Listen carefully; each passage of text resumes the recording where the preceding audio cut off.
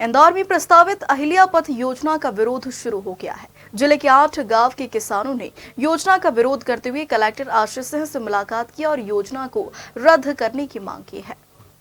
इंदौर के पश्चिम क्षेत्र में 8 गांवों की जमीनों पर 12 किलोमीटर लंबी आधुनिक अहिल्या पथ सड़क बनाई जाएगी। इसके साथ ही आसपास की जमीनों पर प्राधिकरण 5 योजनाएं भी विकसित करेगा। वहीं अहिल्या पथ योजना को लेकर किसानों ने विरोध शुरू कर दिया।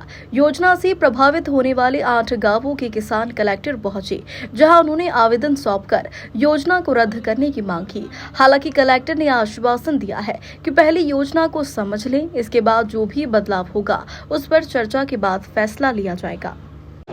हाँ, देखिए, कल हम सब लोग माननीय कैलाश विजयवर्गीय के पास गए थे। वहाँ से कैलाश जी ने कलेक्टर साहब से फ़ोन पर बात करी। सभी किसानों के साथ में हम जितने भी पीड़ित लोग हैं गांव के, हम रेवती, बरदरी, भोरासला 3 गांव से आते हैं और बाकी के रिंजलाई, नैनोद और बाकी गांव के अन्य किसान हैं। 1500 परिवार सर रोड की जद में आ रहे हैं, जिसमें लगभग 60 वर्षों से लोग वहाँ पर रह रहे थे, जिसमें 2-2, 3-3 हज़ार स्क्वायर फीट में लोगों ने 3-3 मंजिला घर बना रखे थे। आज कलेक्टर साहब ने कहा है कि रोड का अलाइनमेंट हम चेंज कर देंगे, किसी भी पीड़ित को प्रभावित नहीं होने देंगे। रोड का अलाइनमेंट चेंज करने की बात करी है। सर 1500 परिवार रोड में जा रहे हैं अभी जी। राहुल परमार, रेवती रेवासी संघ से। हम अहिल्या पथ संघर्ष समिति के तहत आए थे आज कलेक्टर साहब से। कल हम मंत्री जी से भी मिले थे, माननीय कैलाश विजयवर्गीय नगरीय प्रशासन मंत्री। उन्होंने हमको कलेक्टर साहब से और अहिरवार साहब से मिलने के लिए बुलाया था। आज कलेक्टर साहब के पास आए थे तो हमने हमारा मत रखा कि अहिल्या पथ योजना रद्द होना चाहिए। तो उन्होंने बोला, आज आश्वासन दिया कि पहले आप योजना पूरी तरह समझ लें, उसके बाद में अपन बैठ के आपके जो भी सुझाव है, नी है, आपको क्या क्या करवाना, वो करेक्शन हम करेंगे। इस विषय में आए थे हम।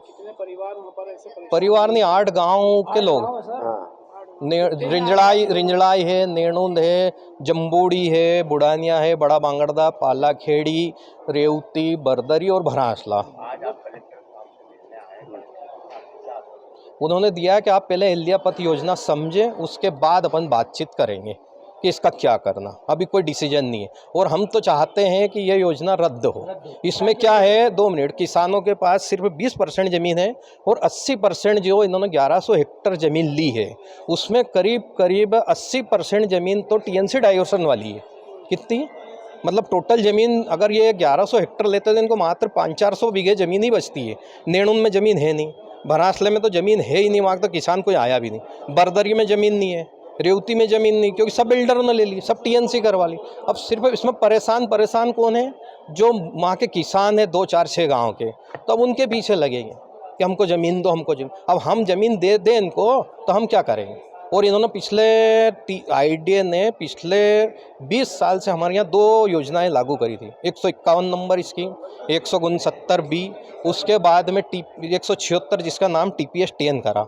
उसमें आज तक कोई भी डेवलपमेंट नहीं है। सिर्फ 151 नंबर में जो सुपर कॉरिडोर बना, वहाँ भी 1-2 बिल्डिंग 20 साल में बनी। और 176 जो शिवराज सिंह जी लागू करके गए थे, उसका नाम इन्होंने बदल के TPS 10 करा था।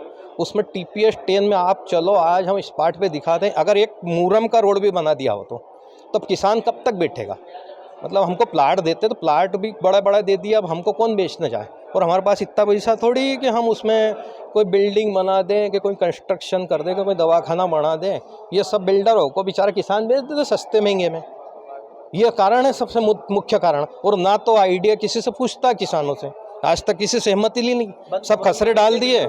सब टोटल खसरे उन्होंने 8 गांव के डाल दिए।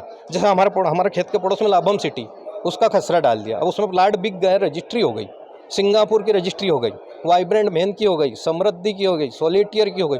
वो ज़मीन तो छूट जाएगी। अब हमारी 5 बीघे ज़मीन बची है तो उस पर स्कीम डाल दी। अब 5 बीघे में क्या करेंगे। सर, अहिल्या पथ के लेकर जो अपना काम चल रहा है, उसको लेकर कुछ किसान और कुछ गाँव भी सामने आ रहे हैं। किस तरह का ये पूरा प्रोजेक्ट है सर? देखिए, अहिल्या पथ पे जो स्कीम का काम है, जो नोटिफिकेशन हुआ है, उसके बाद कुछ वहाँ के जो आसपास के भूमि स्वामी हैं, वो आज मिलने आए थे और उनका कहना है कि उनको इसकी जानकारी अहिल्या पथ स्कीम की पूरी दे दी जाए। और उसके अलावा उनके सामने भी प्रस्ताव रखा गया कि केवल रोड की भूमि का अधिग्रहण जो है अगर किया जाए, क्या वो सेतु वो तैयार है, तो सेतु भी वो तैयार नहीं थे। लेकिन उन्होंने बोला है कि एक बार स्कीम को पूरा समझ के और उसके बाद उस पर विचार करके वो अपना मत इस पर रखेंगे। तो आईडीए को निर्देशित किया गया है आज उनको स्कीम के बारे में, हालांकि एक बार उनको पूरी जानकारी फील्ड पर ही सुदीप मीना जो आईडीए के अधिकारी उनके द्वारा प्रदान करी गई है, लेकिन फिर भी जो भी उनको एडिशनल जानकारी है वो आज उपलब्ध करा दी जाएगी। और मुझे लगता है बहुत अच्छी योजना है। जो आईडीए की स्कीम्स हैं 50% ज़मीन वापस करके लैंड पूलिंग वाली बहुत सफलतापूर्वक चल रही हैं और इस पर भी किसी को कोई आपत्ति नहीं होनी चाहिए। इस प्रोजेक्ट से ग्रामीण में क्या लाभ मिलेगा सर?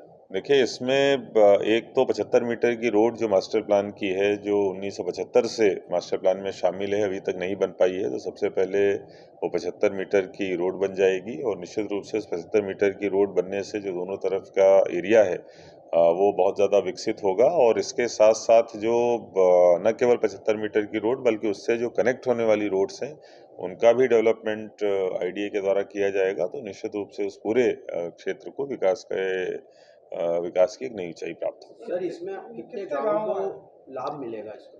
देखिए, इसमें टोटल 5 स्कीम है जो कुल गांव और कुल एरिया है, ये आईडीए के जो अधिकारी हैं वो स्पष्ट तरीके से बता पाएंगे, लेकिन 5 अलग अलग स्कीमों में और जो मास्टर प्लान की रोड थी 1975 की, उसके आसपास के 7 या 8 गांव जो शामिल है उसमें स्कीम ली गई।